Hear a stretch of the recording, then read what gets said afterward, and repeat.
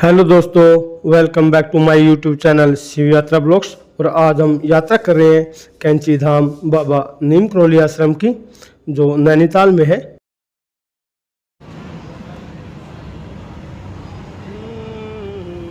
भीड़ तो पावेगी भाई, क्या करें।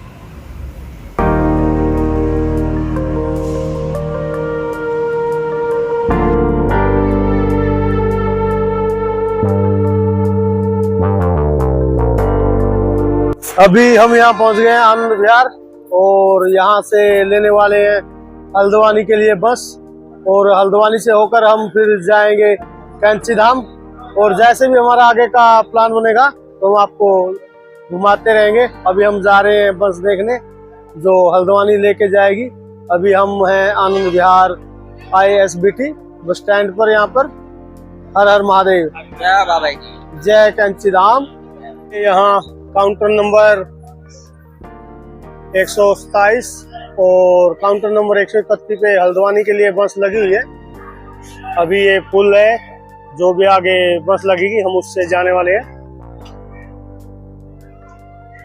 हम पहुंच गए यहाँ सुबह के 4 बजे हल्द्वानी, और रात को हमारी बस चली थी दिल्ली से 9:30 के बाद ही चली थी, लगभग 9:45 के आसपास।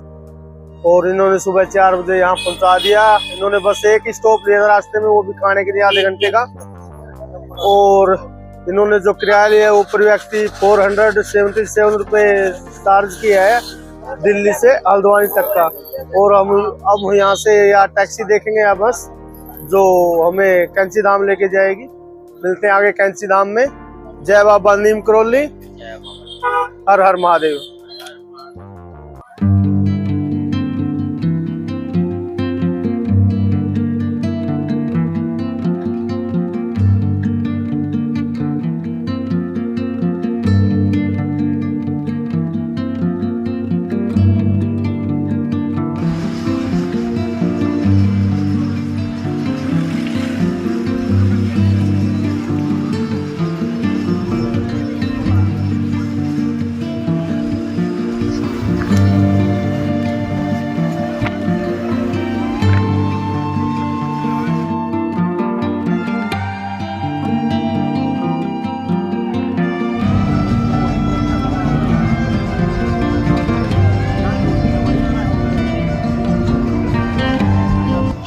ये अभी हम पहुंच गए हैं कैंची धाम के पास, और कैंची धाम यहाँ से लगभग 4 किलोमीटर दूर हो रहा है। पीछे आप देख सकते हैं पूरा लंबा जाम लगा हुआ है 4 किलोमीटर तक, और इसीलिए हम पैदल निकल लिए हैं। अभी खुला है थोड़ा जाम, पता नहीं कहाँ तक जाके फिर लग जाए, इसलिए पैदल ही जा रहे हैं। और पहुंच कर कराते हैं आपको दर्शन नीम करोली धाम के, कैंची धाम के।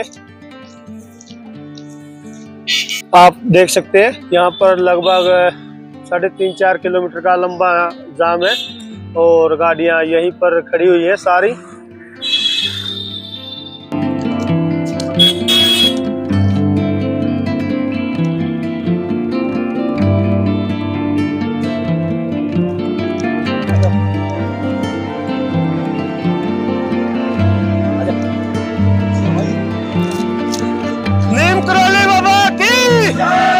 कैंची धाम की बोल, बोल शंकर भगवान की। और जो हल्द्वानी से लेके यहाँ कैंची धाम तक का किराया है वो पर व्यक्ति 110 रुपये है। और फिर हम वहाँ कैंची धाम से दर्शन करके निकलेंगे जागेश्वर धाम के लिए, जो यहाँ से लगभग 80 किलोमीटर दूर है।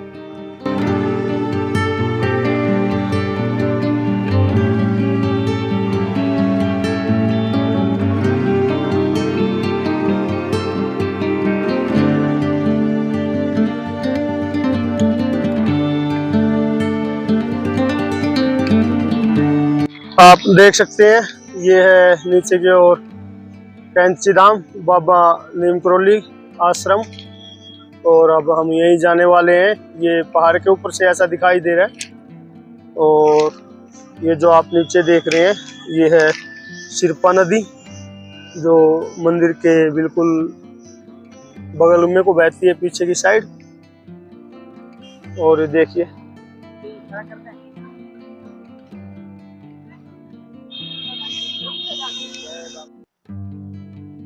ये है नीचे कैंची धाम, जो पहाड़ी के ऊपर से ऐसा दिखाई देता है।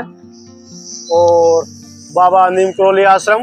और जो आप ये पीछे नदी देख रहे हैं ये है सिरपा नदी, जो मंदिर के बिल्कुल पीछे की साइड को बह रही है। और अब हम यही जाने वाले हैं नीचे की ओर। चलो चलो।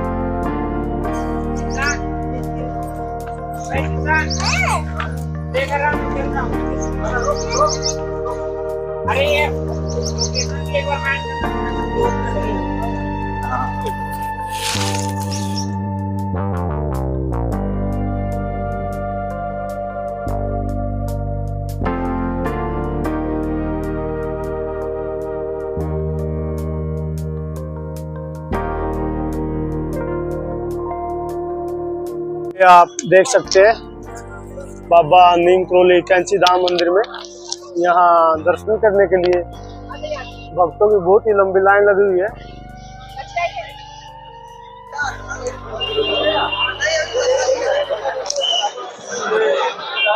और कैंची धाम बाबा जो नीम करोली है उसके पीछे एक कहानी है। बताया जाता है वो किसी समय ट्रेन में जा रहे थे, तो उस समय उन्हें बिना टिकट के ट्रेन से नीचे उतार दिया गया और उसी समय वो ट्रेन भी वहीं पर बंद हो गई। और लोगों ने टीटी से कहा ये बहुत अच्छे बाबा हैं, आप इन्हें वापस ट्रेन में बिठाइए। तो उन्होंने मना कर दिया, लेकिन जब तक बाबा जी नहीं बैठे वो ट्रेन अपनी जगह से टस से मस नहीं हुई। तो लोगों ने कहा आप जब तक इसको नहीं बिठाएंगे ट्रेन नहीं चल पाएगी। तो बहुत मिनटों के बाद टीटी ने जब दोबारा बाबा को ट्रेन में बिठाया, ट्रेन तभी इंजन स्टार्ट हुआ और अपने रास्ते पे चल दी। ये बाबा जी के पीछे की एक बहुत ही सुंदर कहानी है जो यहाँ पर ज्यादा प्रचलित है। और बाबा को जो नीम करोली बाबा उसको भगवान हनुमान जी का एक स्वरूप बताया जाता है। और यहाँ एक क्षेत्र में बाबा की बहुत मान्यता है। तो आप कभी इस साइड आए, नैनीताल साइड आए तो यहाँ पर दर्शन करने जरूर आए। जय बाबा नीम करोली। ये मंदिर के पीछे बहने वाली सिरपा नदी है, जहाँ पर अक्सर लोग स्नान करके मंदिर में दर्शन करने जाते हैं। और अच्छा है अगर आप सिंगल आते तो आप यहाँ पे भी स्नान कर सकते हैं। कोई यहाँ पर बिल्कुल ताज़ा पानी चल रहा है खुला, तो आप यहाँ स्नान करके भी दर्शन करने जा सकते हैं। अदरवाइज अगर आप फैमिली के साथ आते हैं तो फिर आपको यहाँ पर रूम ही लेना होगा। और वैसे यहाँ पर है थोड़ा महंगा सिस्टम है रूमों का।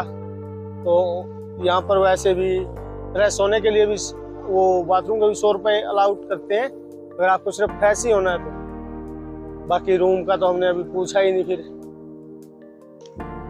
और वो बोल रहा था अगर नहाना है फ्रेश होना तो 200 रुपये लेगा। बाकी हम नहाने तो यहीं आ गए हैं अभी। अब नहा के यहाँ से हम दर्शन के लिए जाएंगे। बाकी भीड़ बहुत है दर्शन करने में, बहुत ही ज्यादा भीड़ लगी हुई है। पता नहीं कितने घंटे में दर्शन होंगे। बाकी यहाँ का मौसम बहुत ही सुहाना है, बहुत ही खूबसूरत है। हर हर महादेव। ठंडा पानी नहाना चाहिए ओ भाई रामदा है।